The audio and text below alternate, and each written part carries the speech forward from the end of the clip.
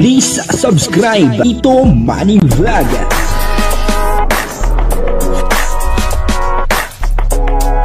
Payagan po si Tito Manny Vlog na mag-reactor para pambiling gamot sa kanya pong karamdaman. Wala masyadong records ng ng awat. Dito po sa video ito ay makikita po natin na talagang sobrang mahal ni Kalingap Mikoy etong si Krista at kahit na nga po nasa mahirap po siyang kalagayan ay talagang ang nasa isip pa rin po niya ay si Krista. Papanoorin po natin yung video at dito ay malalaman nyo kahit po kayo ay makakapagsabi na talagang mahal ni Kalingap Mikoy etong si Krista.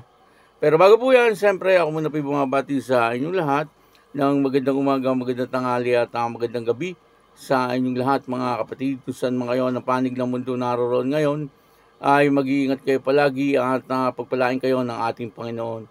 Maraming salamat din po sa patuloy na tumatangkilik sa aking YouTube channel at nanonood sa aking video reaction. Patuloy lang po natin suportahan sila Kuya Bal Santos Matubang, Kalingap Rab, Ate Edna Vlog, Jack Tapia, at yung mga kasamahan ko pong reactor sa Kalingap. Ganun din po yung mga charity vlogger na Kalingap partner. Ito po yung video na kung saan ay nakita natin na talagang sobrang mahal po ni Kalingap Mikoy etong si Krista. Ang kabuuan po ng video ito ay mapanood po natin sa YouTube channel ni Kalingap Mikoy. Butas na rin. Ayan, dito.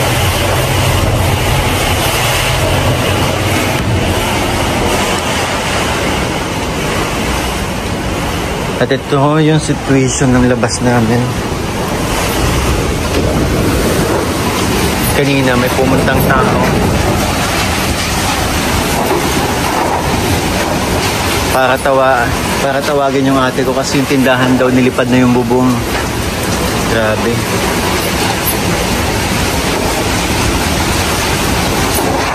Nakatakot pala itong bagyong to kasi mas malakas yung hangin kaysa ulan. Actually, nagpaplano din akong pumunta sa labasan kasi ilalagay ko yung cover ni Kojik mga sasakyan ko kasi walang cover yun para kung sakaling liparin yung bubong kahit papaano may protection. Baka kung anong kung ano yung tumalsik kay Kojik ma-damage. Kaya eto, lalabas muna tayo.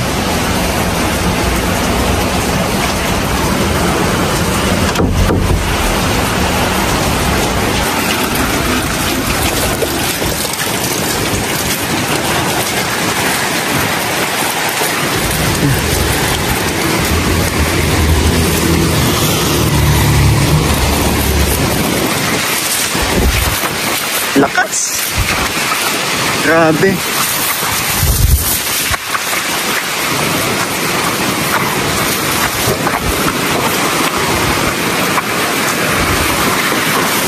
Eto na. Naku, butas na.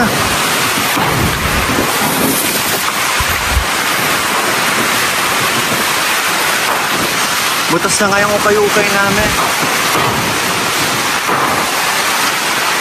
Naku, basa lahat ng mga damit nito. Upo.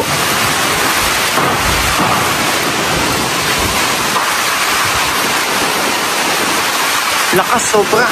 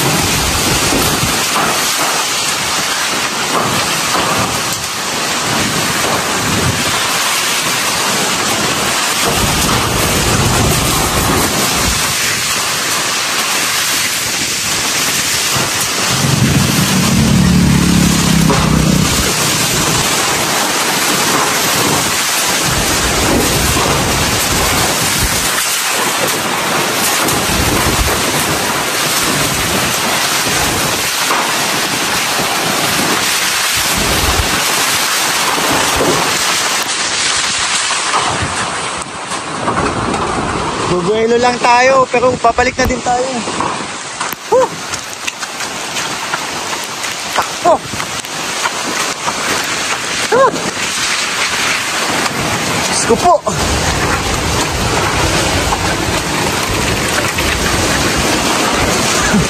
Ay! AJ, pasok! Pasok, pasok! Hindi pa ako madulas.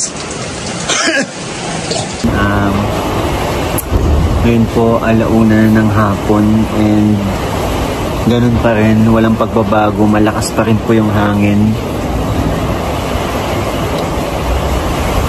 Sana, ang iniisip ko kasi nito yung mga kasama ko, lalo na si CJ, sana okay lang si CJ.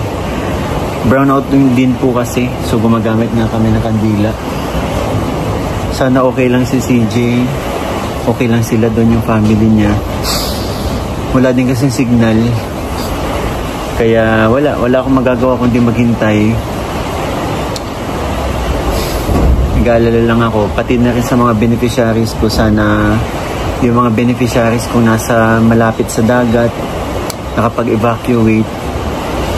Kasi kagabi habang nagla-live kami ni Roy, may mga fake news.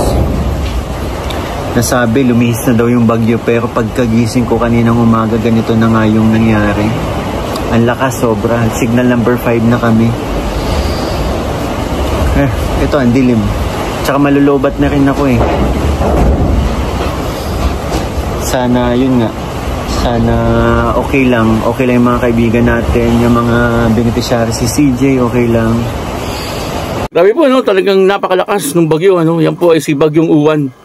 At kung ano po yung naranasan ni Kalingap Mikoy, ay naranasan din po namin yan. Kasi nag-umpisa po yan ng umaga at natapos po ay bandang alas 6 na. At yung hangin ay talagang medyo malakas. At maraming bubong din talaga nasira. Dito po sa amin ay may mga nasira din, may mga nagtunbahang puno, katulad din po doon kila Kalingap Mikoy, makikita po natin na talagang tanggal yung bubong.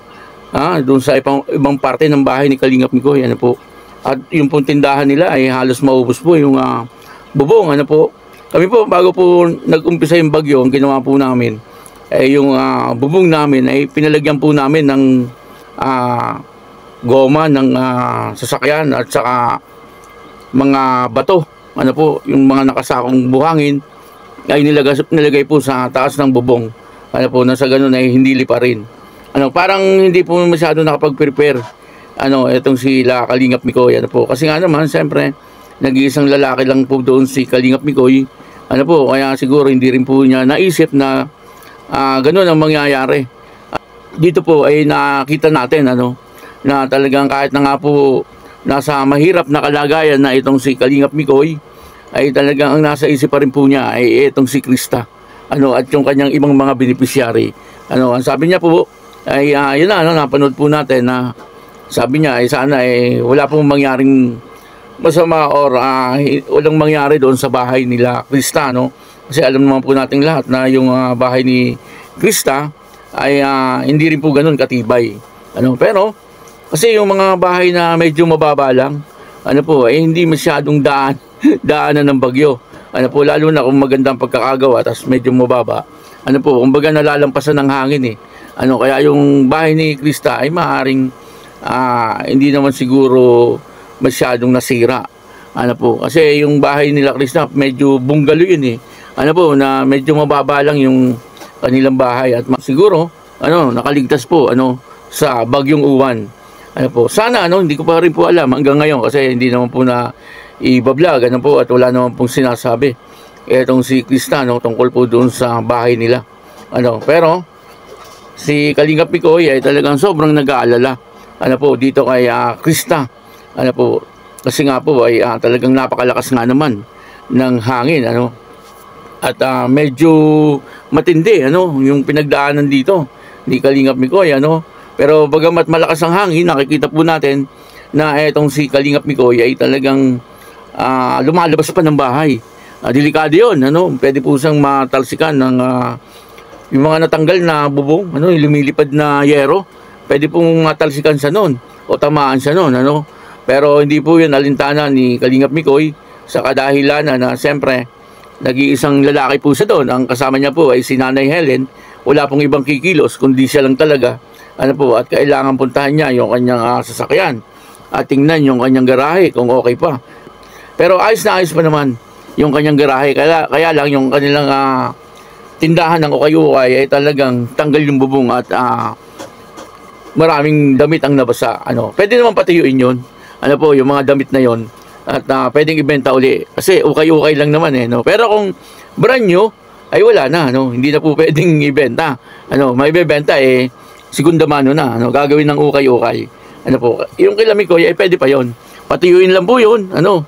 O kaya ay ipa-laundry, tapos patuyuin, ano, pag mabango na uli, ay pwede na uling itinda. Ano, kaya yun, ano, dito yung nakita po natin, ano, na talagang sobra din yung naranasan ni Kalingap Mikoy doon sa Bagyong Uwan. Ano po, at bagamat gano'n ay nasa isip pa rin niya ay etong si Krista. Ano po, kaya yun, maraming salamat po sa inyong lahat. At ako po si Tito Manny Vlog na nagsasabing God bless you all. Diyos mabalos.